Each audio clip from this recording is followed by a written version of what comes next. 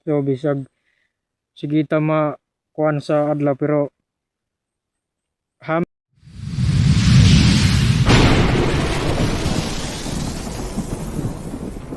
sabit na ta muli guys. So nagpawahay ko kay kung ipang lantaw ang akong mga gamit bitaw.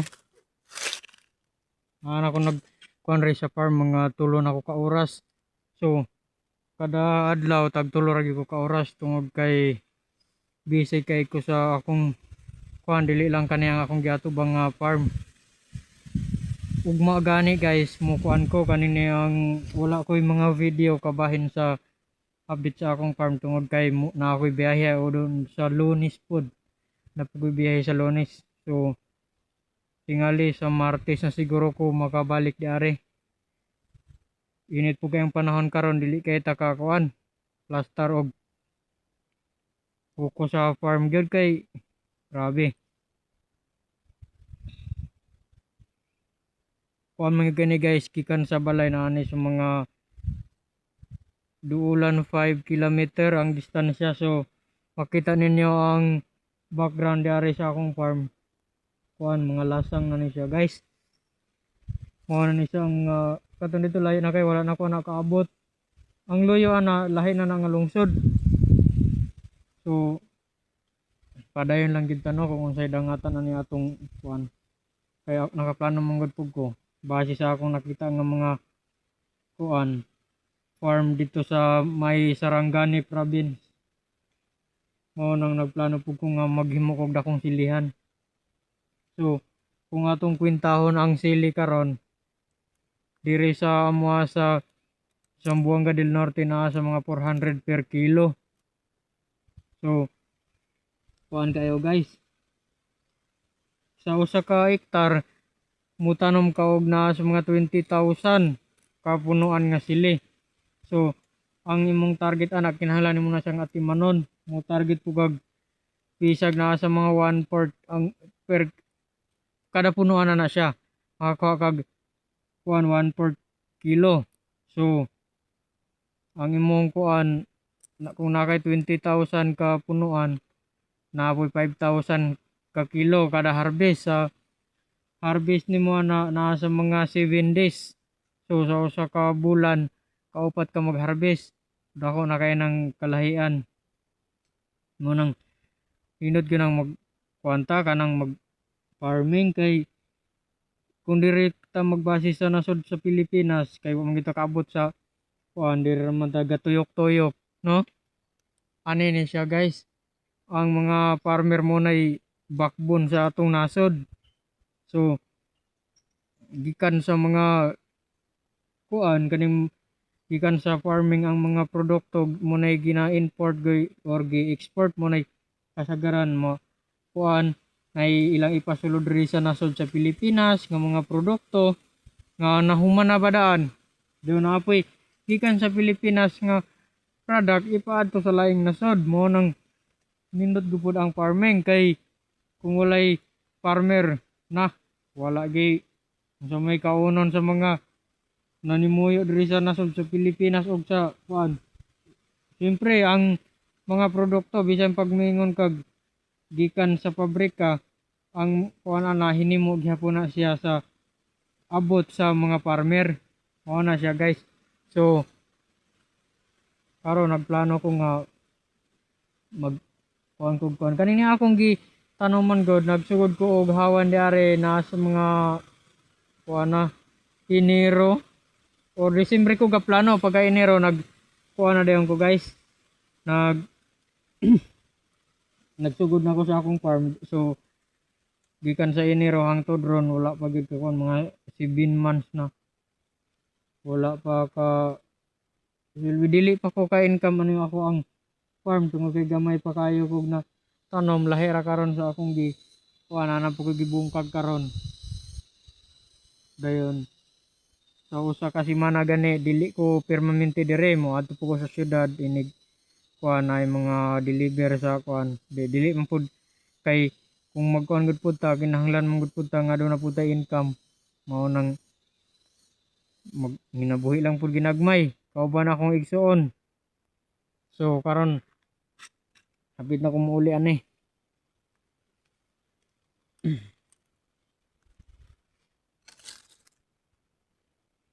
na ako ka video inig mo uli guys kay kuan bitaw kanina ang ako ang dalan man gud lisod kayo.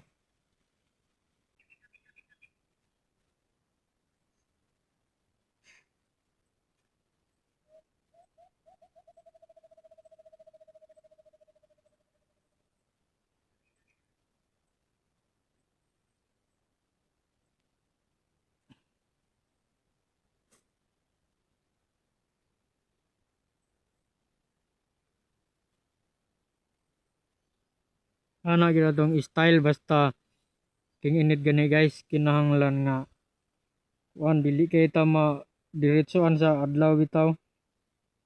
Or nga di ra pud madaot ang panit inig abot sa syudad sulod na tong opisina o kira gihapon.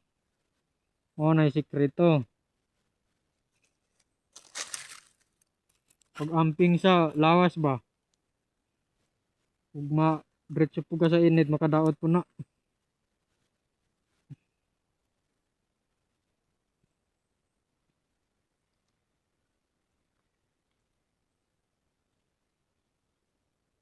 Kinahanglan naka-glove gyud ka kung magtrabaho ka dili kay kuan mag kamot-kamot lang ka. So masamad unya ka walay mo rescue nimo. Layo kay ning ako ang gi kuanan karon. Gitukuran sa akong farm. So ako ra isa diri walay laing tao. Pero okay ra na ako ang importante nga maka kuan ko maka-vlog. So okay na na pohon nga ang akong plano mo income ko sa vlog mo income po ko sa akong farm. So wala na problema. Mura na akong bugtong inspirasyon kanang mapalit na akong kinahanglan nga mahalon nga mga butang. Dili man tuod ta ingon nga kuan ang importante nga mapalit na ta atong mga panginahanglanon.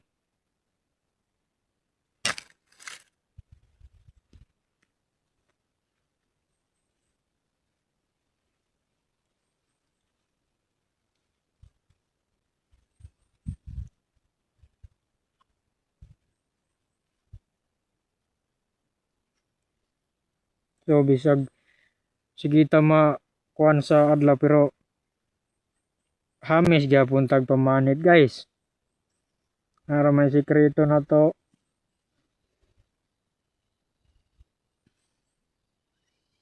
Kinahanglan nga dili ta maigo sa adlaw. So mao ra nay bugtong sikreto.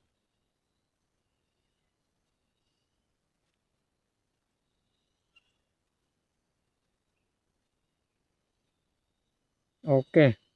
Ako na ning dira ko tubahong video ug naabot ka ning part sa eksena sa akong video magpasalamat na lang pud ko no hinaot nga naka mo subscribe pud mo sa akong kuan dili lang kani na ako'y daghang himo nga mga guide or mga tutorial magkuan pud ko sa mga product review sa electronic bitaw mo nang kuan busy gyud kayo ko.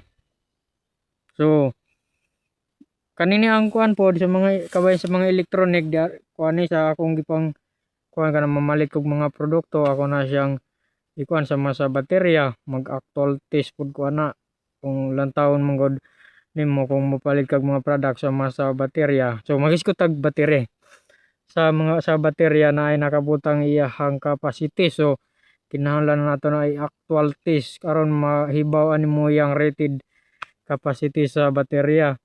So sa una sa akong video katong tuang kuan kay wala pa man ko nag-abot aning YouTube diri ko sa Facebook. So sa Facebook guys tagan kog mga video nga mga kaning product review na mga unsa pay akong gipanguan diha katong kabahin sa mga inverter kung pila ang iyang i-output nga power mo nay akong gipang buhat sa una. So karon guys paingon na gumuli udto na murag gutom na pod. lastar kay akong alom mo sa naong ugma biyahe ko dayon sa Lunes pod biyahe pod ko. So ang ako ang kuan manggod dili lang diri sa farm ug na ako sa biyahe mag video ko mag picture ako po nang kuan mo na akong kalingawan manggod o mangko laing gi kuan gud kanini ang kung na ako sa lakaw kinahanglan mag-update po ko sa akong mga video. So inig mulantaw ang akong pamilya or akong mga parente dili na na sila kay lisod kayo kung ani manggod ni wala ko'y kontak sa ila sa messenger tungod kay dili ko ma-access nila, dili nila makita, invisible ang ako ang Facebook account. So kung walantaw na sila sa akong YouTube nga videos nag-upload mo ko kada adlaw, so ma-update nila og asa ko na.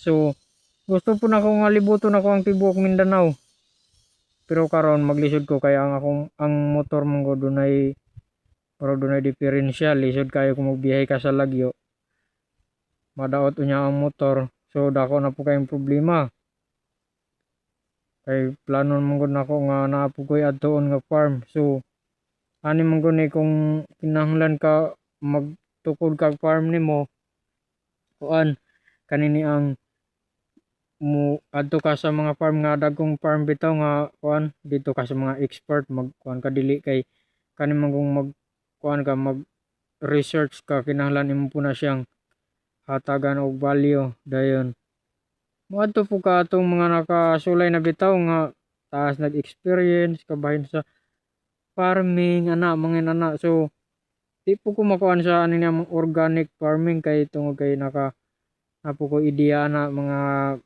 kuan ko ka tuig duha ko ka tuig kuan ng sa farming bitaw ga tuon pod ba nang akong mga barkada. So ani sa lahing mga adlaw nakit-an ko nila kakuyog pa mi ato tingala sila daghan kay sila mga kuan nga wala na daw ko nagpakita nila. So dako na kay nagkabaguhan di po ko ganahan magsidlakaw init kaayo ay diri man gani sa akong farm gani tag tulor man ko ka oras mo trabaho. So ang importante nga na kay nabuhat kada adlaw ug wala ko dire tuwa na pud ko sa kuan syudad. Importante man pud na kay kinahanglan nga kuan po na atong panginabuhi. So ang kuan wala na po ko'y kontak nila ron ang akong ate ag sa gahapon ni kontak sa akong manghod. So nagkuan daw siya kaning ang nahilantan wala pa po ka update. Lisod kay gyud ko kontakon diri na lang gyud ko sa video mag kuan sa akong mga vlog mo ni akong mga ginabuhat. So pinaot nga malipay ra pud ang uban nga makita ko nila dire bisan pa man nga layo kay sila. So kaning nga mga area nako dari bukid na kayo ni mo ni talag saray mga tao nangan dire pero naay mga lubig yapon kay ginabungkag mo gud ni.